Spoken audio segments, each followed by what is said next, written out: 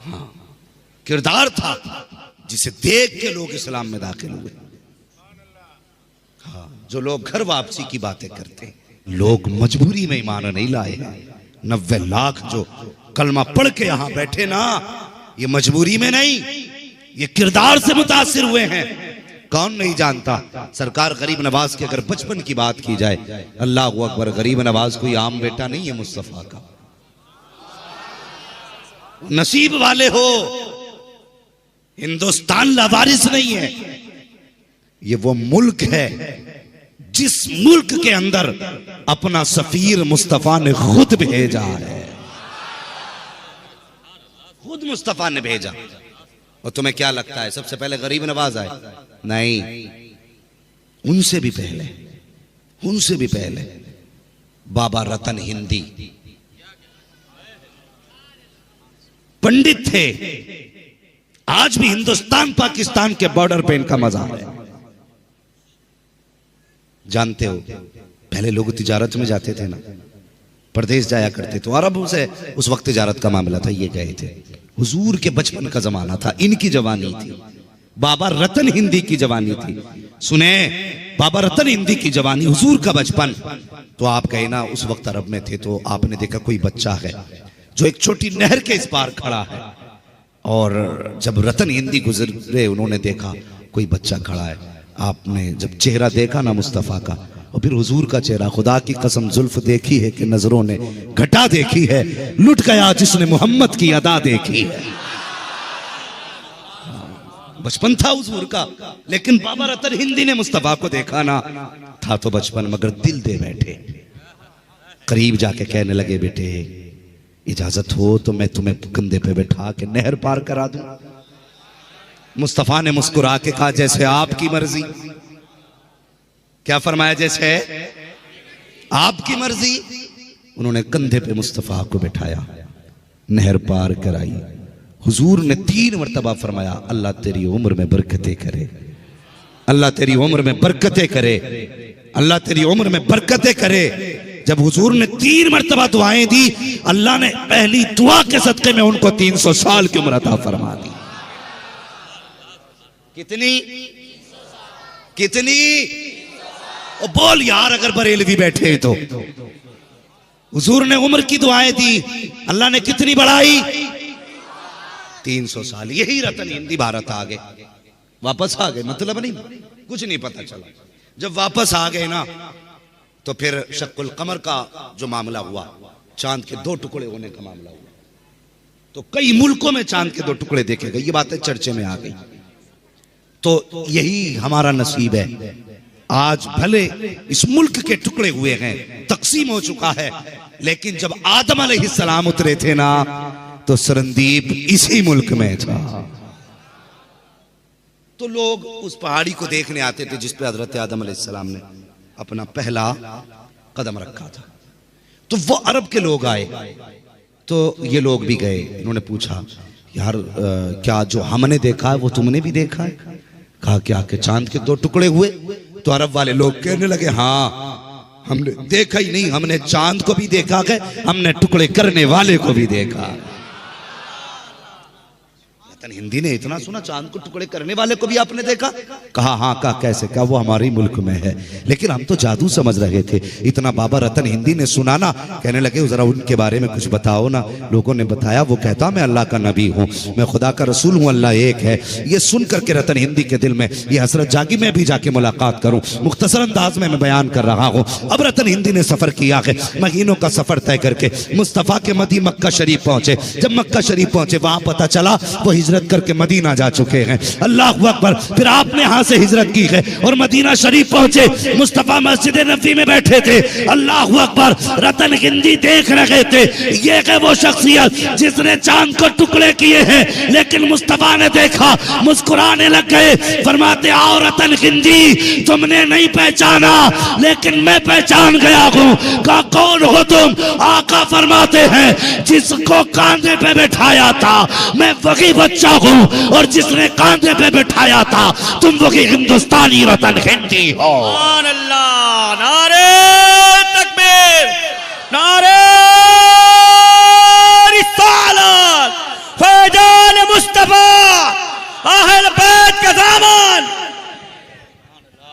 अल्लाहु अकबर। कहने लगे महबूब अब देर न कर, हाथ बढ़ा, कलमा पढ़ा। फिर हुजूर ने बाबा रतन हिंदी को कलमा पढ़ाया, कलमा पढ़ाया। कुछ दिन हुजूर की खिदमत में रहे, कुरान सीखा, दीन सीखा, वापस आने लगे। मेरे महबूब ने फरमाया रतन कुछ और मांग लो, कुछ और मांग लो। कहने लगे हुजूर अपनी मर्जी से दे दें। मेरे हुजूर के फिर हाथ उठ गए। आका ने फिर 3 बार कहा अल्लाह इसकी उम्र में बरकत अता फरमा, अल्लाह इसकी उम्र में बरकत अता फरमा, अल्लाह इसकी उम्र में बरकत अता फरमा। दुआ हो गई 6 बार, उम्र हो गई 600 साल। कितनी उम्र हुई? 600 साल। तो बाबू कहां कहां पाबंदी लगाओगे? दीन तो हुजूर के दौर में भारत में आ चुका था। हाँ, बाबा रतन हिंदी सहाबी है मुस्तफा के। और जब गरीब नवाज को हुजूर ने भेजा ना, फरमाया मोइन तुम्हें हिंदुस्तान जाना है। कहने लगे हुजूर मैंने तो देखा ही नहीं। फरमाने लगे परेशान क्यों होते हो? उस वक्त मैप और नक्शे का दौर तो नहीं था, ना मैप का दौर नहीं था, ना इंटरनेट का दौर था। अल्लाह अकबर। हुजूर ने बेटे को बुलाया। वो जानते हो खुदा की कसम वो कोई छोटी बारगाह नहीं है गरीब नवाज की। ये जो भौंक रहे हैं ना, मैं कुत्तों से कहता हूं तुम हमें भौंको चलेगा, हमारी नस्लों को भौंको चलेगा, हमारे बच्चों को बुरा कहो चलेगा, लेकिन नबी के गरीब नवाज को कुछ ना कहना, कुछ ना कहना, वरना तख्ता पलट दिया जाएगा। हाँ, जब इताब आया तो कोई पानी पिलाने वाला नसीब नहीं होगा। गरीब नवाज को यूं ही नहीं आए गए। एक बार तो पीर लेके गए थे आपको हुजूर की चौखट पे, एक बार अपनी मर्जी से गए थे। जब हुजूर की मस्जिद नबी में गए ना, तो जो मजार शरीफ के खादिम थे, हुजूर ने उनसे कहा कि मेरे मोइनुद्दीन को अंदर भेजो। ठीक है जी। कितनी हिजरी में गरीब नवाज आए हैं? बोले कितने साल के बाद? तकरीबन 600 साल का अरसा। ठीक है जी। कितना? हुजूर क्या फरमा रहे? मेरे मोइन को अंदर भेजो। तो वहां तो कई सारे मोइन थे ना, तो किसी खादिम ने आके कहा हुजूर बुला रहे हैं जो मोइन हो। तो जितने मोइन थे सारे दौड़ पड़े, लेकिन गरीब नवाज नहीं गए, गरीब नवाज नहीं गए। फिर हुक्म हुआ खादिम को, कहा मैंने मोइनुद्दीन को बुलाया है। कहा हुजूर ये जितने मोइन थे आ गए। तब आका ने फरमाया था मैंने इन मोइनों को नहीं, मैंने मोइनुद्दीन अजमेरी को बुलाया है। अल्लाह सुभान अल्लाह सुभान अल्लाह। तब गरीब नवाज।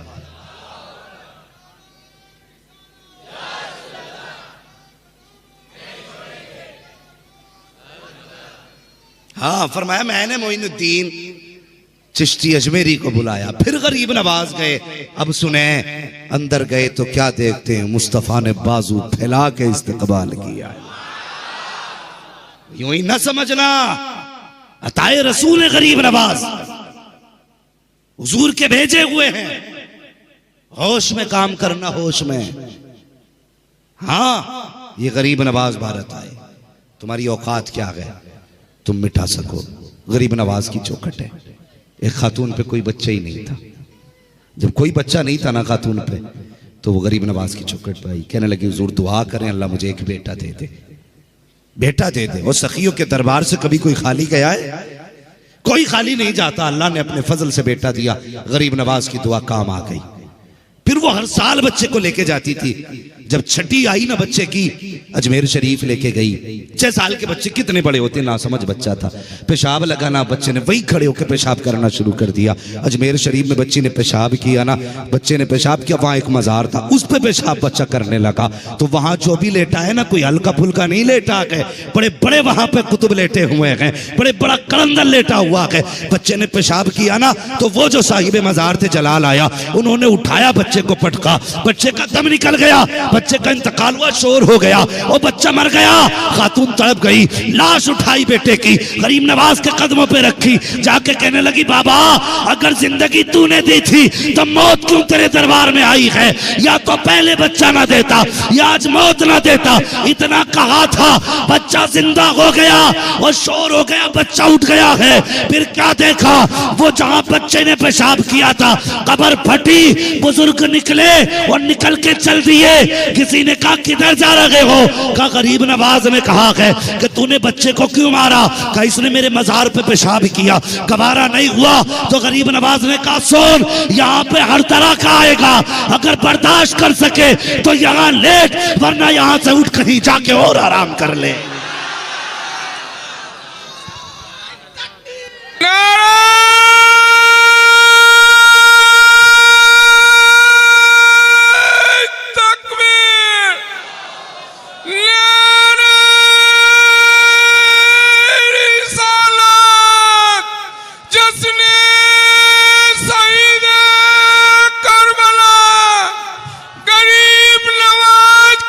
समझ भी आएंगे।